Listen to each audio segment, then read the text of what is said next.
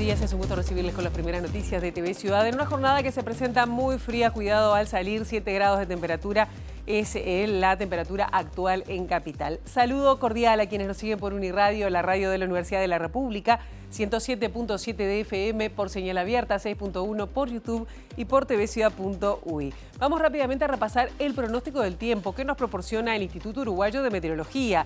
La máxima de hoy, vean ustedes, va a ser de 13 grados, va a estar fría la jornada, el cielo estará nuboso con periodos de claro, aunque ayer de noche por lo menos el frío llegó a que se diera un poquito de lluvia en algunas zonas de Montevideo. ¿Qué pasará mañana viernes 15 de agosto? Bueno, más frío aún la madrugada, 4 y 14 grados las temperaturas extremas, también sin perspectiva de lluvias, pero las nubes estarán aumentando la nubosidad. El sábado, comenzando el fin de semana, más fría aún, 2 grados la temperatura mínima en Montevideo y el área metropolitana, la máxima de 16 por lo menos va a calentar un poquito el día comenzando el fin de semana. Tenemos muchos temas para compartir con ustedes hasta las 9 de la mañana y uno de ellos tiene que ver con lo que sucedió esta madrugada en el Parlamento, concretamente en la Cámara de Senadores, porque la sesión del Senado, en la que era interpelado el ministro de Ganadería, Agricultura y Pesca, Alfredo Frati, por la compra de la estancia María Dolores en el departamento de Florida, fue suspendida por desorden en la sala cuando ya transcurría la medianoche y se dio un cruce entre el senador del Frente Amplio, Nicolás Viera, y el senador del Partido Nacional, Sebastián da Silva. Así que interrumpida la sesión. Por otro lado, les vamos a contar y vamos a estar desarrollando que impulsores de la iniciativa Judíos y Judías Uruguayas contra el genocidio en Palestina presentaron una declaración firmada en la que se reclama al gobierno que rompa relaciones diplomáticas y comerciales con el gobierno de Israel por lo que está sucediendo allí en la Franja de Gaza. También vamos a hablar de las MIPYMES, medianas y pequeñas empresas, que representan el 99,5% de las empresas. Ayer además tuvieron su aniversario y representan 66% del empleo y son el corazón del sector productivo del Uruguay, según dijo la ministra de Industria, Energía y Minería, Fernanda Cardona, durante el Día Nacional de las MIPYMES. ¿Qué va a hacer a las 8:30 de la mañana? Bueno, vamos a estar recibiendo a 2 investigadores que ayer presentaron un estudio que vinculaba las personas migrantes con el colectivo LGBT. Cómo viven sus derechos, qué información tienen, cómo acceden a esa información, cómo son recibidos. Bueno, algunos de los temas que vamos a tratar con Andrea Ácar y Juan Martín Rosa del colectivo Ovejas Negras que realizaron este estudio que se presentó ayer. Estos son algunos de los temas que vamos a estar desarrollando. Ahora momento de abrir la ventana hacia las calles de Montevideo para, con datos del Centro de Gestión de Movilidad, ver por dónde circular, por dónde no. @IMTránsito, @MBDtransporte para seguir en tiempo real cualquier cambio en la circulación. Les adelantamos algunos cortes que están programados. Francisco Llambí, desde Ricaldoni hasta Manuel Aedo, habrá un corte total en el horario de trabajo. Esto es de 7:30 a 15:30 y que se va a extender hasta el 3 de septiembre. Rocha entre Carlos Reiles y Concepción Arenal, también corte total, pero seguirá hasta el 15 de agosto, es decir, hasta mañana inclusive. Andrés Cheveste entre Guardia Oriental y Enrique García Peña, un corte total que se va a extender hasta fin de mes. Y comenzamos con el desarrollo informativo, centrándonos en lo que pasó esta madrugada en el Parlamento. La Cámara de Senadores estaba interpelando al ministro de Ganadería, Agricultura y Pesca, Alfredo Frati, por la compra de la estancia María Dolores. Y bueno, esta sesión fue suspendida en medio de insultos y acusaciones entre los senadores Nicolás Viera y Sebastián da Silva. El oficialismo respaldó al ministro, mientras que la oposición anunció una comisión investigadora y cuestionó que no se respondieran las preguntas. Como decíamos, esta sesión fue suspendida por desorden. Viera acusó a da Silva de tener intereses cruzados y le cuestionó que hubiera recomendado invertir en conexión ganadera. En tanto, da Silva dijo que no se lo permitía y ahí siguió el intercambio, que lo vemos ahora.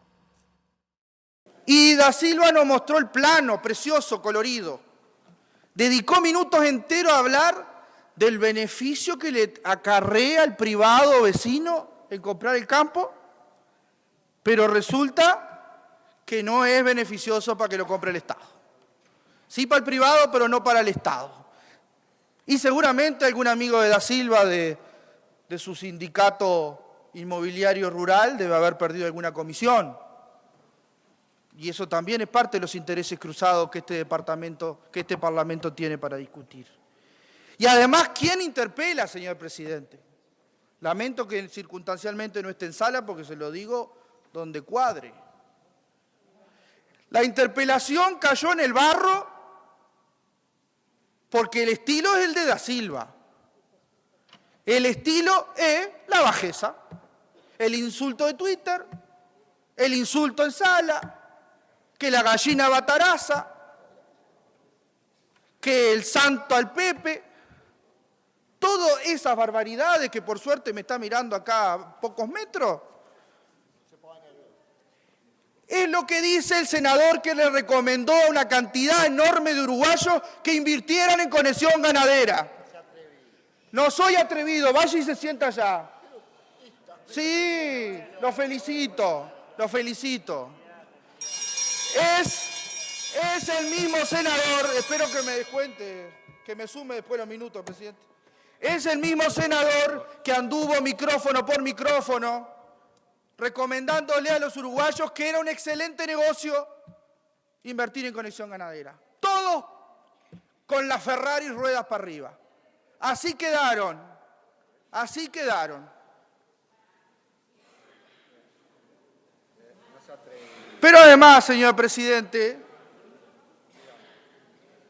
de ser parte de la mayor estafa a los uruguayos que ha dado este país, como es conexión ganadera. Eso no se lo permito. Déjalo hablar, hermano. No me agravie de esa forma porque... Anótese y me contesta. Anótese y me contesta. Y ese dedo a mí no me lo pone. Vaya y se anota. Anótese. Váyase. Es un atrevido. Atrevido. Vamos a suspender, bueno. Vamos a suspender la sesión. Vamos a suspender la sesión.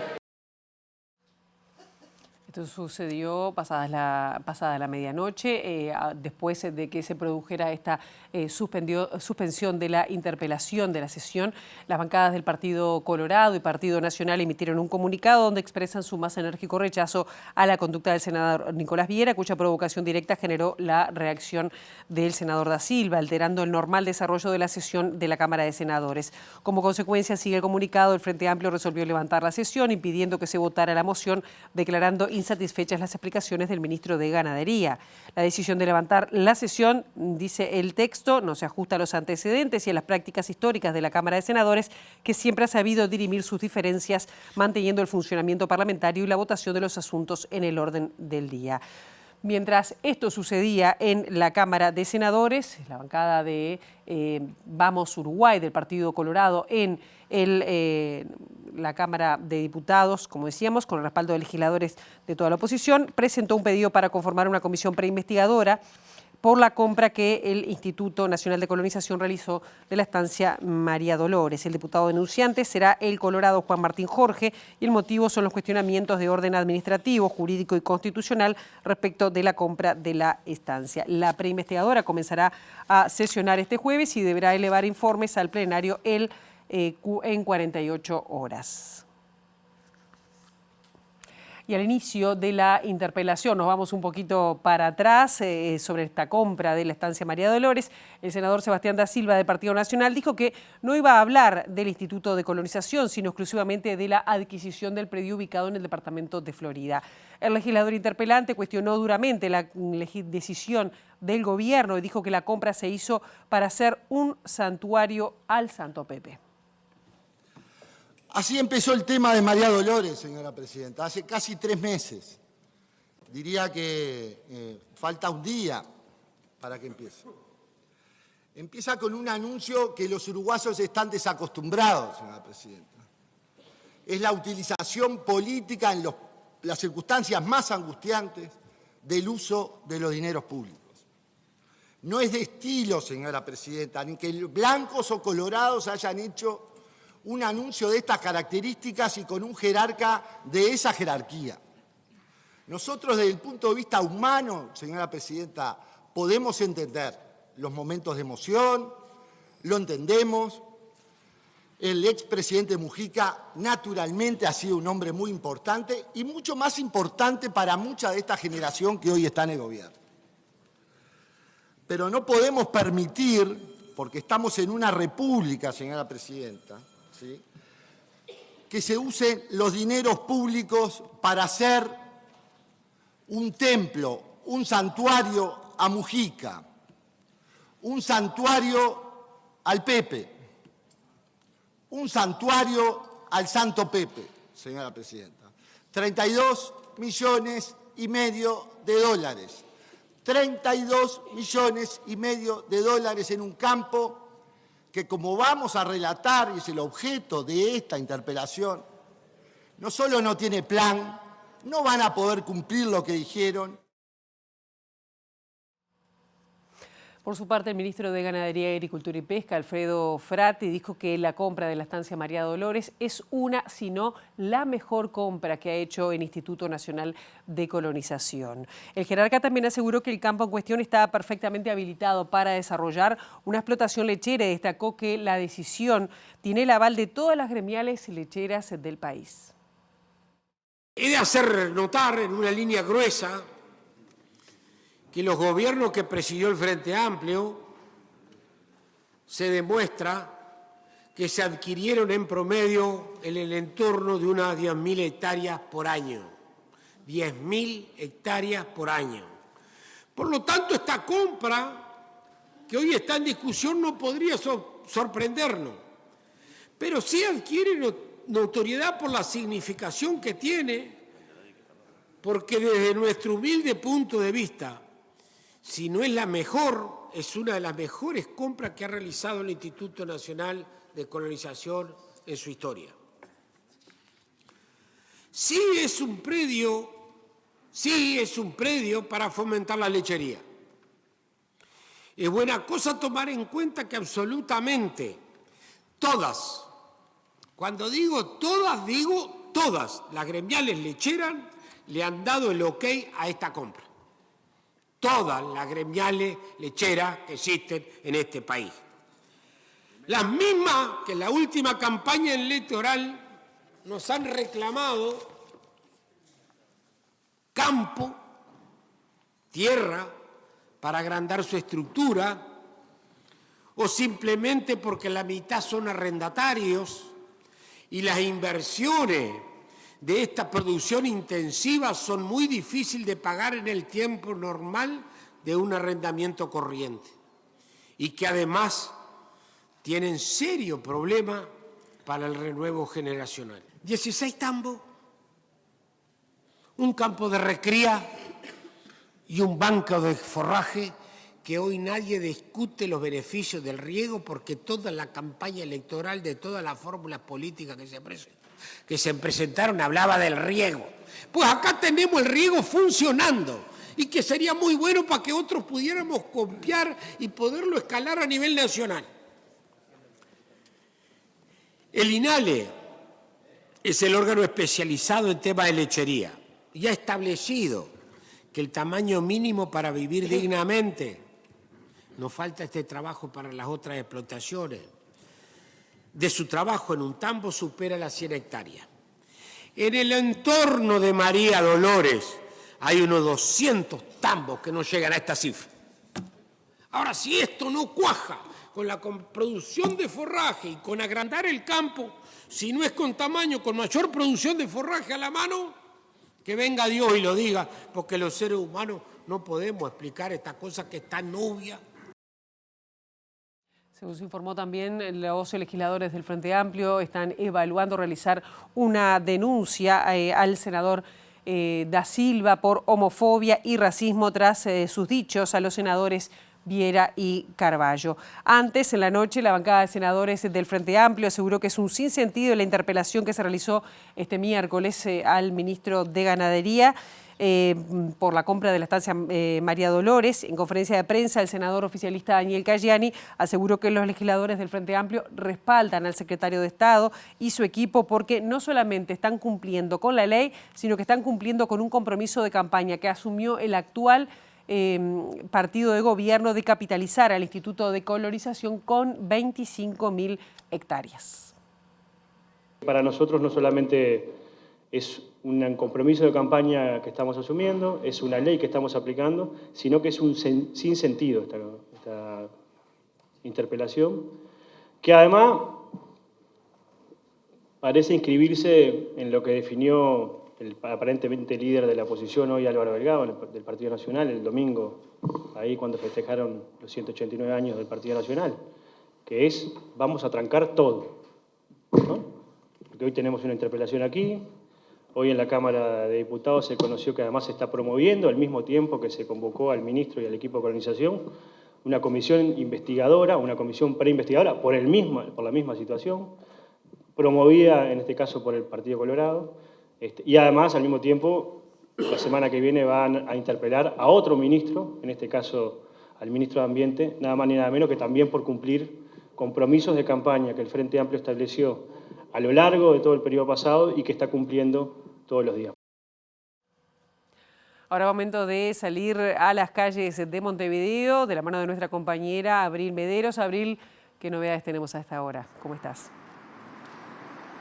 Gracias, Pilar. Buen día para ti también. Estamos en el callejón de la Universidad de la República, que es también memorial de los mártires estudiantiles, porque hoy es 14 de agosto, se vuelve a conmemorar esta fecha justamente a razón de un nuevo aniversario del homicidio, el asesinato a manos policiales del estudiante Liber Arce en 1968, cuando luchaba por el boleto estudiantil. Hay múltiples actividades para conmemorar esta fecha, algunas acompañadas y llevadas adelante por el movimiento estudiantil. Estamos con uno de los integrantes de la Federación de Estudiantes Universitarios del Uruguay, la FEU, Ignacio Morales. Gracias por venir aquí tan temprano. Bueno, contanos un poquito cuál es la relevancia de esta fecha, qué se está organizando para esta jornada. Bueno, como tú bien dijiste, se cumplen ya 57 años del asesinato del compañero Liber Arce y luego de unos tantos otros y otras mártires estudiantiles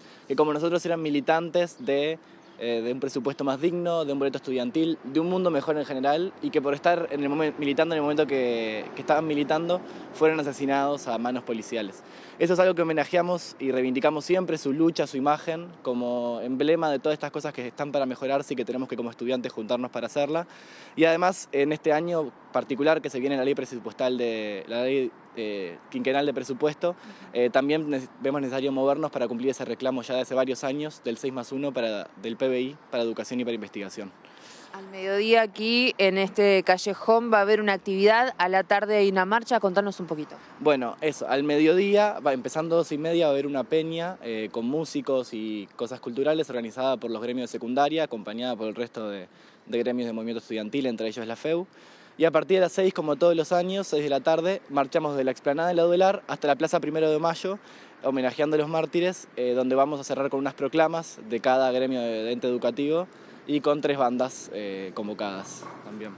Morales, aprovecho para consultarte. Hace muy poquito asumió el nuevo rector de la Universidad de la República, Héctor Cancela. ¿Cómo observan esta asunción que respaldó en buena parte la FEU y cómo observan también la discusión en torno a lo presupuestal? Ustedes tenían sus propias reivindicaciones de cara a este quinquenio. Sí, tenemos nuestras propias reivindicaciones. Yo creo que es un periodo muy corto como para dar un panorama general de cómo va siendo, pero una de las cosas que proponíamos y que esperábamos para este rectorado, que era justamente que la Duelar esté de pie con este pedido presupuestal, defendiéndolo en el Parlamento y en conjunto con los órdenes y con los gremios, es algo que se está cumpliendo, que estamos viendo, por ejemplo, en las presentaciones que hubo en la Cámara de Diputados y con la presencia del rector en las diferentes actividades en marco del presupuesto y del 14 de agosto. Así que yo creo que por ahora, en ese sentido, es algo que se está cumpliendo. Luego seguiremos trabajando para el resto de las reivindicaciones que tenemos, tanto en materia de enseñanza, extensión, investigación, bienestar universitario y otras tantas cosas. ¿Está presente la reivindicación del 6+1% para la educación pública? Está presente, sí. Hasta que no se cumpla, creemos que es algo que tiene que estar presente, porque es lo que asegura realmente una educación pública, tanto superior como en el resto de los docentes, de calidad y realmente con acceso a todo el mundo.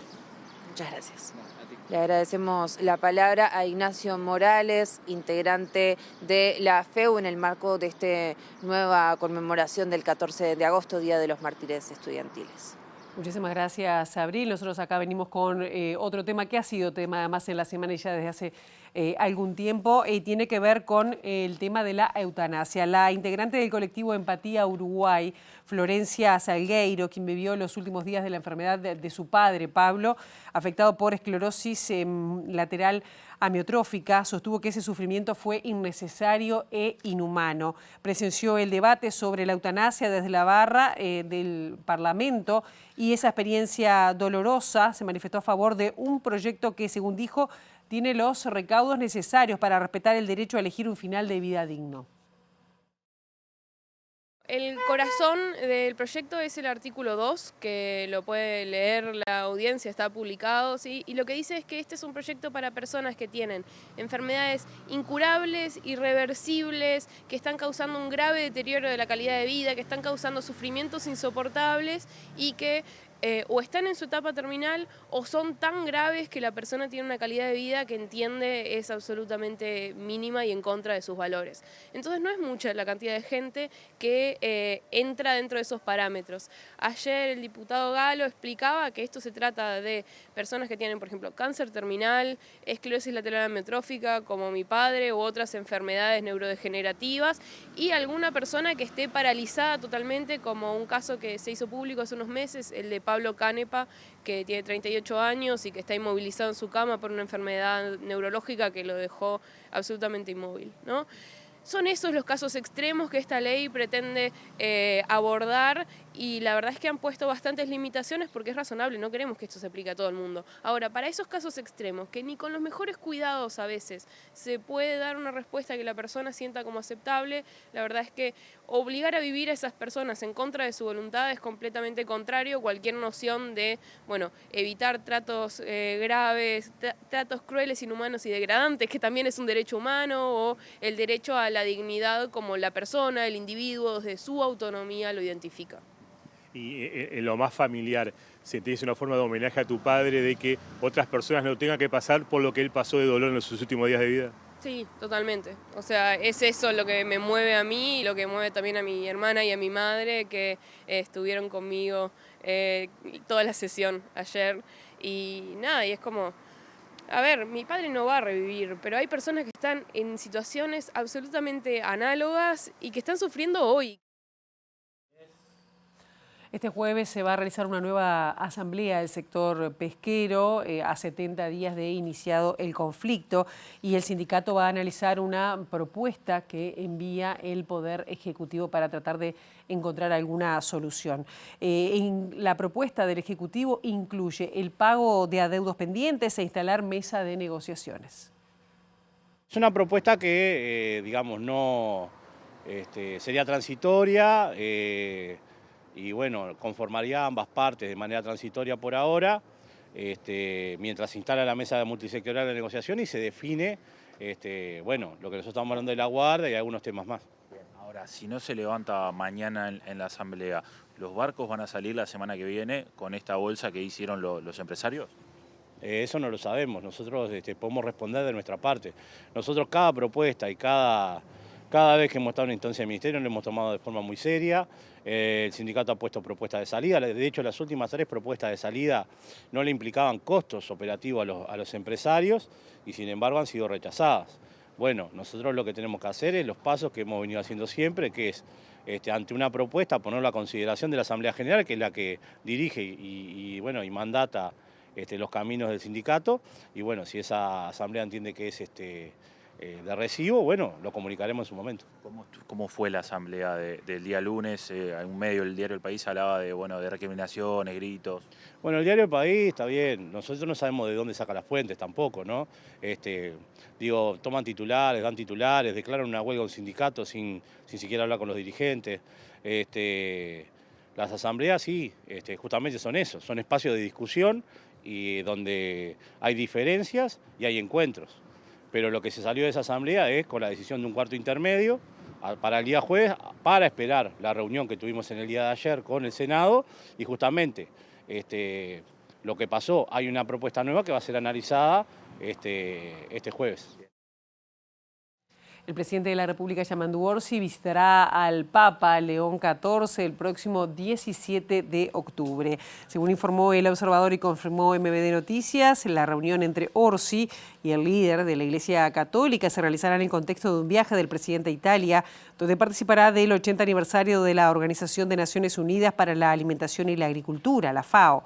Además, la gira incluirá una visita a España, otra a Bélgica, en donde el presidente estará en Bruselas, capital del país, sede administrativa de la Unión Europea. Si bien diversos medios informaron que durante el viaje también se va a entrevistar con el presidente italiano, Sergio Mattarella, la reina de España, Leticia Ortiz, y otras personas, jefas de Estado, desde el Ministerio de Relaciones Exteriores le aseguraron a MBD Noticias que la agenda aún no está cerrada y esos detalles todavía no están confirmados. La iniciativa de judías y judíos contra el genocidio en Palestina presentó una declaración firmada por personas judías uruguayas de diversos contextos en la que se reclama al gobierno que rompa relaciones diplomáticas y comerciales con el gobierno de Israel. Sostienen que en su condición de judíos rechazan que en Gaza se repitan historias como las ocurridas en el Holocausto. Lo que nos llevó a esto fue nuestra convicción como seres humanos, como judíos, como uruguayos, a que, no queremos que se repitan historias de holocaustos, hambrunas, asesinatos, masacres, estrategias genocidas, el genocidio como se ha perpetrado en Gaza. Y sentimos la necesidad de decirlo. Sentimos, en mi caso, las voces de los ancestros que murieron en los guetos, de decirnos, no puede ser que hoy se esté haciendo a otro pueblo, se esté perpetrando un genocidio contra otro pueblo. La conferencia se realizó en la sede de la Asociación de la Prensa Uruguaya, APU, y las personas expositoras fueron Mónica Botsilavsky, Alma Cohen, Alicia Migdal, Leo Maslía y Alejandro Jorsis, quienes se solidarizaron con APU por la muerte de periodistas en Gaza. En todos los casos se definieron como personas judías uruguayas que rechazan lo que califican de genocidio. Informaron que no tienen un partido ni organización civil en común, sino que simplemente se fueron comunicando y así sumaron apoyos para esta declaración a la que se siguen agregando nombres. Acotaron que en varios países hay muchas personas judías que se han expresado públicamente contra la política del gobierno israelí, tanto en Gaza como en Cisjordania. Judíos de nacionalidad uruguaya, nos desmarcamos de la política criminal de Israel y reclamamos al gobierno uruguayo acciones a la altura de las circunstancias. Como judías, tenemos muy claro el significado de nunca más. Y se conmemoró el Día Nacional de las Micro, Pequeñas y Medianas Empresas, que representan el 99,5% de las empresas del país y generan 66% de la mano de obra. Del acto participaron el presidente de la República, Yamandu Orsi, y la ministra de Industria, Energía y Minería, Fernanda Cardona. Yo creo que la MIPYME, por definición, es el corazón del sector productivo de Uruguay. Es decir, los números, lo decía recién el compañero que nos dio uso de la palabra, que está de maestro de ceremonia, los números se conocen, estamos hablando de más del 98% de las empresas en Uruguay, estamos hablando que son más del 65% del empleo formal y todos los que nos falta trabajar en el empleo informal. Y en las necesidades que nos plantean en territorio, de realidades que existen, que están trabajando y que necesitan regularizarse, necesitan formalizarse y ser parte de esos números. El ministro de Economía y Finanzas, Gabriel Odone, destacó el rol de las MIPYMES como constructoras de tejido social, al tiempo que habló de la relevancia del financiamiento para este tipo de empresa. Que el Ministerio de Economía tenemos varias cosas para hacer. La primera, nosotros tenemos que promover mejoras de productividad para el conjunto de la economía, pero en particular para las pequeñas y medianas empresas. Nosotros creemos que la ANDE tiene un papel muy relevante para desempeñar en el apoyo a temas de innovación, a temas de capacitación, a temas de generación de nuevas oportunidades con programas de apoyo, con programas de capacitación, que son relevantes porque los aumentos de la productividad son la única manera que tiene un empresario, pero en particular uno pequeño, para enfrentar los cambios que se producen habitualmente en el entorno económico de la agenda de la política pública. El segundo elemento, que es un tema de enorme desafío, es el tema del acceso a mercados. El acceso a mercados supone que las pequeñas y medianas empresas, por supuesto no todas, porque eso no es su objetivo, por supuesto no están todos en las mismas condiciones, puedan dar el salto hacia moverse hacia mercados externos. El médico militar retirado, José Luis Braga, fue condenado a 12 años de prisión por pedido del fiscal especializado en crímenes de lesa humanidad, Ricardo Percivale, y resolución de la jueza Karina García. En dictadura, Braga trabajó en el batallón de ingenieros de Laguna del Sauce, colaboró y participó en las torturas a las personas secuestradas, entre otras cosas, asesorando en qué momento las secuestradas y secuestrados allí podían seguir siendo torturados. Tras la dictadura ingresó como funcionario a la Intendencia de Maldonado, donde ocupó cargos de particular confianza en los gobiernos de Domingo Burgueño y Enrique Antía. Braga había sido absuelto en 2020, pero luego se pidió el desarchivo de la causa. En agosto de 2023 fue procesado como coautor penalmente responsable de reiterados delitos de abuso de autoridad contra personas que han sido detenidas y reiterados delitos de lesiones graves. En este segundo bloque de MBD Noticias vamos a hablar sobre un informe que hizo el colectivo Ovejas Negras sobre la situación de personas migrantes, integrantes además del colectivo LGBT, en un informe que buscaba desde la Secretaría de Derechos Humanos pensar políticas específicas para abordar esta situación con los desafíos que se presentan. Y para hablar de este estudio estamos recibiendo con muchísimo gusto a quienes integraron, fueron parte de esta investigación. Estamos hablando de Karina da Costa y Juan Martín Rosa. Gracias por estos minutos. Gracias a ustedes. Bueno, ¿cómo se plantea esta investigación que no solo aborda personas migrantes, sino personas migrantes integrantes del colectivo LGBT, ¿no? Que tiene sus particularidades? Bien, la investigación en realidad nos llega como desde una demanda del Fondo de Poblaciones de las Naciones Unidas y la Organización Internacional para las Migraciones, OIM, que se contactan con nosotros porque ya teníamos trabajos previos con ambas organizaciones y frente a esa demanda, y ellos identificaban una necesidad de un vacío sobre esta temática, que no es solo en Uruguay, sino que es algo que se ve a nivel regional e internacional, y a su vez ya identificaban que estos sujetos existían, pero que había una cierta invisibilidad desde las políticas migratorias mismo. Entonces, a pedido de esa demanda, se busca conocer cuál es el estado del arte en cuanto al acceso, la permanencia en cuanto a los derechos, ¿no? Claro. Había la presentación fue ayer, pero digo, la falta de visibilidad, como tú decías, es una de las cuestiones, y la falta de acceso a la información. Pero antes me gustaría decir, ustedes trabajaron con personas en Montevideo y Rocha. ¿Por qué esos lugares? Fue bien estratégico elegir estos lugares. Primero fue a demanda justamente de la Organización Internacional de las Migraciones, porque tienen oficinas, tanto en Montevideo como en Rocha. También en Rivera, pero Montevideo y Rocha fueron elegidos por el gran flujo migratorio que hay en estos dos lugares. Montevideo, vía aérea, la gente que llega al aeropuerto básicamente, y Rocha por la frontera seca, la gente que entra por Chuy. Entonces, identificando mucha población migrante en estos dos departamentos y habiendo oficinas de la OIM en estos dos departamentos, fue que escogimos estos para realizar el estudio. Claro, ¿y los principales problemas que ustedes detectaron? Bien, nosotros hicimos un análisis con varias variables y ahí estudiamos empleo, vivienda, trabajo, salud, como acceso a sistemas claves, después construcción identitaria de estas personas en nuestro territorio, acceso a la regularización de documentación y la percepción de discriminación y violencias. Los principales resultados, y uno de los principales resultados, es esto de que las personas LGTBIQ+, migrantes en nuestro país, sienten mayor rechazo, mayor discriminación por el hecho de ser migrantes y no por el hecho de pertenecer a la comunidad LGTBIQ+. Que es algo que quizás no nos asombra porque es algo que diariamente, socialmente escuchamos, pero bueno, sí son resultados que llegamos analizando las voces de las propias personas, lo que realmente estas personas sienten.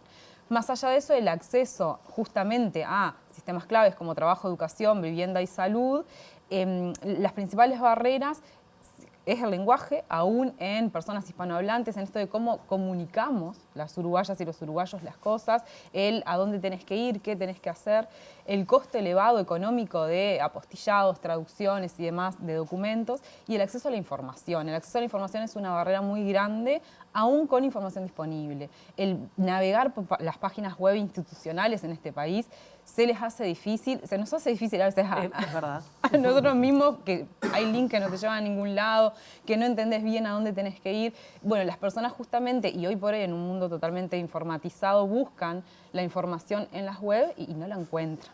Y la que encuentran a veces está desactualizada. Claro. Esas son como unas barreras muy grandes. Y cuando también reconociendo que a veces vienen de países donde, por ejemplo, se sienten más perseguidos que acá. A nivel de amparo legislativo, sí hubo un reconocimiento, ¿no? Sí, bueno, esto de que el acceso a la documentación, la regularización de la documentación en Uruguay es ágil y es flexible. De todas maneras, por más que, por ejemplo, la cédula de identidad se puede sacar a los pocos meses de estar en este país y demás, con esto podés acceder a salud, educación, trabajo. La construcción de estos sujetos en nuestro país, ¿no? Esto de que el Uruguay otorga ciudadanía, pero no otorga nacionalidad. Entonces son personas migrantes que con años de residencia en nuestro país, con aporte a la seguridad social y demás, pueden llegar a tener la ciudadanía, con varios años más pueden llegar a tener credencial cívica, votar y demás, ser ciudadanas y ciudadanos uruguayos, pero no van a tener nunca la nacionalidad. Esto los deja en desventaja ante otros estados, en esto de que no van a tener los mismos derechos que una persona nacida en Uruguay o nacionalizada en el Uruguay. Claro, eso es lo que tiene que ver con ser migrante, pero ¿qué pasa con ser integrante de la comunidad LGBT? Bueno, ahí lo interesante que se observa es que depende mucho del país de origen de donde se venga. En los casos, por ejemplo, de las personas migrantes que vienen de Argentina, donde el marco legal en cuanto a la protección de los derechos de las personas que pertenecemos al colectivo LGBTIQ+, es de avanzada, es muy similar al que tenemos en Uruguay en ese sentido, digamos. La diferencia no es tanto en cuanto al sujeto, cómo se construye desde su orientación sexual o desde su identidad de género. En cambio, cuando provienen de aquellos países donde incluso hasta se puede hablar de un sexilio, es decir, cuando la persona está obligada a emigrar de su país por motivos de su orientación sexual o identidad de género, en esos casos sí se observa y surgen los relatos como que lo empiezan a vivir con mayor libertad, pero a su vez con determinadas tensiones de, bueno, hay cosas que en público no me permito, o ven como que ver una pareja tomada de la mano en el espacio público como algo lindo, pero que les cuesta hacer, pero poco a poco van como integrando y pudiendo construir ese proyecto de vida viable con una identidad sexogenérica no normativa, ¿no? Eso sí se ve cuando en los países de orígenes eso es más censurado o no existe, ¿no? Claro, ¿y cuáles son los países más complicados en eso? Y bueno, de lo que ustedes entrevistaron. Venezuela es uno de los casos, Cuba también es otro de los casos a hacer. Exacto. ¿Qué pasa a nivel de la educación y a nivel de la salud? Porque, por ejemplo, una de las cuestiones que me llamó la atención es la falta de empatía del personal de salud, ¿no? Dentro de los aspectos que se revelaron. ¿Cómo se vive en estos casos? ¿Cómo somos los uruguayos y las uruguayas en esto, en cuanto a recepción, ¿no?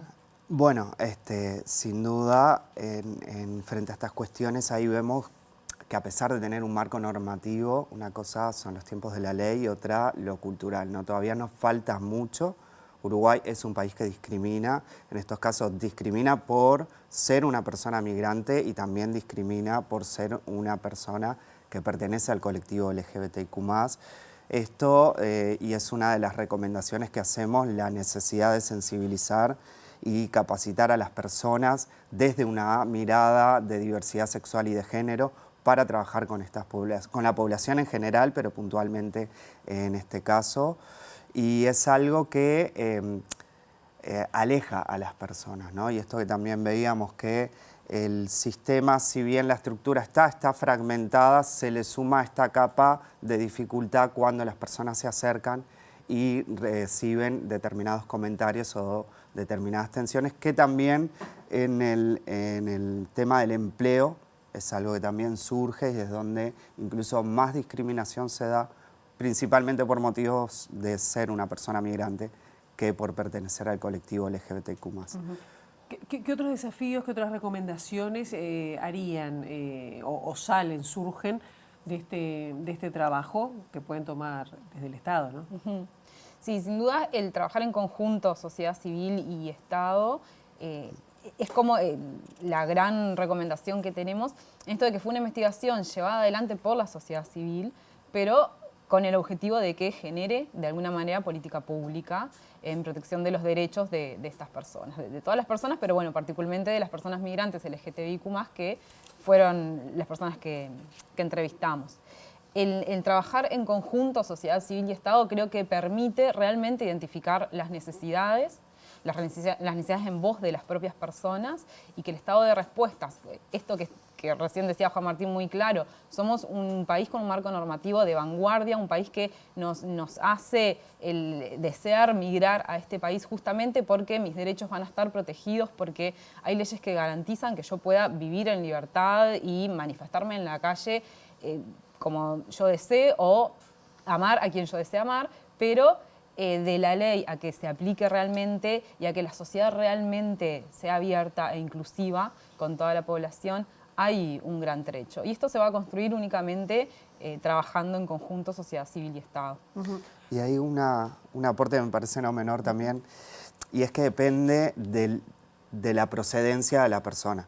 Y acá teníamos casos de cuando vienen de países de Europa, por ejemplo, que tuvimos uno de los relatos proviene desde ahí la persona que participó, incluso la persona misma lo percibía. Es otra la mirada que tiene la sociedad uruguaya cuando la persona viene de un país de Centroamérica a cuando viene de un país europeo. Principalmente de Centroamérica, Argentina, hay otro trato que es distinto, pero cuando viene de Centroamérica, de Venezuela, de Perú, de Colombia, ahí se observa, ellos perciben una mayor discriminación. Entonces, ahí también operan estos elementos. Ahí también como migrantes, ¿no? Exactamente. No se mira de la misma manera. Exacto. Quería te preguntar dos cosas que me interesaba y tenemos que bueno, ir redondeando, pero uno de los temas que me llamó la atención ayer es que se planteó que hay gente que le está cobrando a las personas migrantes para hacer trámites que son gratuitos. ¿Ustedes tienen denuncias de eso o recibieron denuncias de eso? Y lo otro es que el tránsito migratorio de las personas LGBT que han sufrido violencia y explotación sexual en ese tránsito migratorio para llegar a Uruguay. ¿Y qué hace Uruguay con eso? Yo sé que son preguntas complejas, pero digo, bueno. Sí, en las entrevistas puntuales que nosotros realizamos no salieron esas cosas, capaz que también las preguntas nuestras eran enfocadas a cumplir nuestros objetivos y no iban por ahí porque desconocíamos además esas cosas. Y ayer salió, sí, esto en voces justamente de la sociedad civil, de los colectivos de migrantes en nuestro país. También nos asombró, aunque creo que es algo que o se sospecha o sí se sabe que pasa en los tránsitos migratorios y principalmente en los tránsitos migratorios más precarios, ¿no? En esto de que la gente migra caminando o migra en rutas por ómnibus o con promesas y promesas de que venís a la Suiza de América y que incluso, que ayer se comentaba esto, que les pagan los pasajes y demás para que puedan ingresar, pero en el camino suceden estas cosas. Creo que ayer salía esto de que Uruguay tiene que hacerse cargo de esto. Uruguay, como cualquier país destino de una persona que llegue en esta situación, ¿no? Reparar este daño, tendríamos que hacerlo. No fue el objetivo de nuestra investigación, no salió, pero creo que además debemos tratar de generar también espacios de protección para estas situaciones. Juan Martín, Karina, queda mucho, el informe es bastante claro, exhaustivo. Tenemos el informe. Y aparte precioso la A tapa, ver si les vamos a dejar esta tarjeta con el QR para que la gente pueda acceder. El QR queda acá, a ver si lo podemos mostrar acá. Y mientras ya les agradecemos, bueno, porque es muy interesante el trabajo, doblemente preocupante, ¿no? Por ser migrantes como los recibimos y por ser integrantes además del colectivo LGBT. Así que agradecerles a ustedes. gracias. El equipo de investigación somos 5 personas, Valeria, Jessica y Andrea, que hoy no vinieron, pues no vamos a estar las 5 personas, pero también a ellas y sin dudas agradecerles a todas las personas que nos prestaron sus voces y sus relatos están acá en el informe muy claros y algunos bastante duros, además como para que podamos leerlo y entender realmente la realidad de estas personas en nuestro país. Muchas gracias. Gracias. Y ahora vamos con otros temas. Les contamos que el director del Departamento de Desarrollo Ambiental de la Intendencia de Montevideo, Leonardo Herú, dijo que en pocas semanas se va a potenciar el barrido en la capital y se van a instalar 250 papeleras en Ciudad Vieja. Estamos dando comienzo a un programa que llamamos Nuestro Barrio Limpio, que en el caso de lugares como este lo que buscamos es erradicar un basural bastante extenso. Lo hemos venido trabajando con los vecinos de acá de la vuelta, pero además recuperando los valores naturales de una zona espectacular. Ustedes ven que la vista del Río de la Plata acá es maravillosa, por lo tanto estamos no solamente limpiando, sino plantando especies nativas. Luego esto va a quedar con una cobertura de chipeado y de compost para que pueda volver la vegetación. Insisto, esto va a ser un programa que se va a desarrollar de aquí en adelante en forma permanente en todos los barrios de Montevideo. Hoy empiezan a trabajar 2 equipos, uno en lugares como este, más al norte del departamento, y otra serie de equipos más en zonas más urbanizadas, y eso se va a dar una semana por municipio durante todos los meses. A eso le sumamos los cambios que hicimos en zona limpia, en el entorno de contenedores. Vamos a estar potenciando el barrido en pocas semanas, instalando papeleras y vamos a estar dando paso al cambio estructural que nos va a llevar un poco más de tiempo, que tiene que ver con el objetivo de reducir los volúmenes de residuos que se generan en el departamento, buscando reciclar, compostar. Así que mucho trabajo de acá a fin de año y en los próximos años sin duda.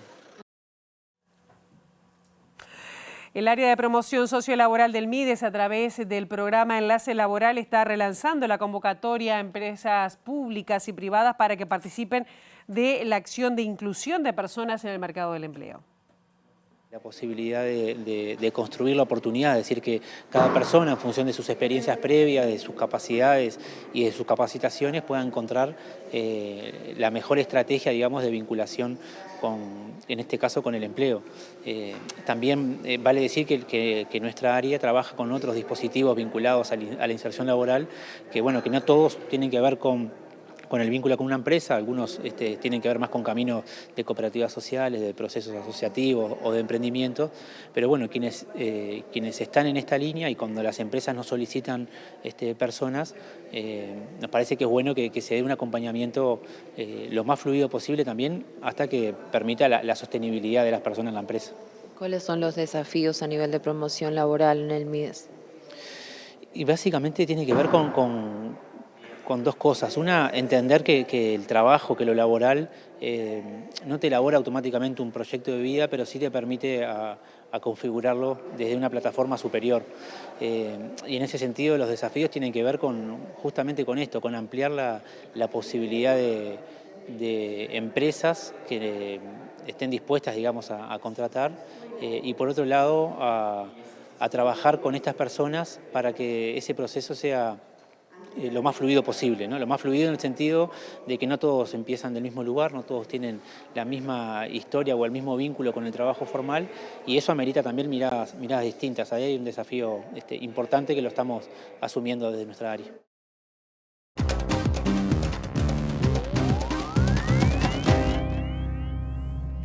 Se complica la frontera entre Perú y Colombia. Perú desplegó unidades militares en la isla Santa Rosa de Loreto, sobre el río Amazonas, un territorio que se creó por un fenómeno de sedimentación de este curso de agua y cuya soberanía es disputada por Colombia. El operativo se anunció luego de días de tensiones y de que un candidato presidencial de Colombia izara la bandera de su país en la isla, reivindicando su soberanía.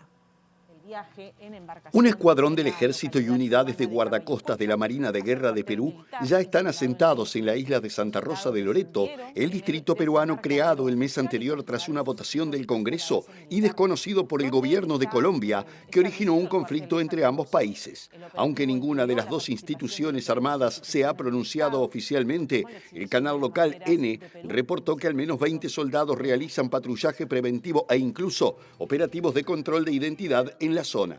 Según versiones locales citadas por el medio, el despliegue está relacionado con la posible visita de ministros y no se descarta que la propia presidenta peruana, Dina Boluarte, llegue al lugar en los próximos días tras su gira por Asia. Las autoridades locales han señalado que la intervención militar y naval en el río Amazonas busca garantizar el orden y la tranquilidad luego que apareciera una bandera colombiana en la isla, izada en un acto propagandístico por Daniel Quintero, uno de los candidatos a la presidencia en las próximas elecciones, quien reveló que plantó la bandera en Santa Rosa para declararla como lo que es territorio colombiano. En diálogo con la prensa, el titular del Consejo de Ministros de Perú, Eduardo Arana, abogó por que la disputa territorial no pase a mayores, aunque dejó un mensaje enfático sobre la defensa de su soberanía y dijo que para Perú está claro que no existe ningún incidente. Hasta aquí llegamos con esta primera edición. Ahora quedan en compañía de Ciudad Viva. La actualización informativa a las 3 y nosotros volvemos mañana bien tempranito a las 8 en punto, aquí con las primeras noticias de TV Ciudad. Buena jornada.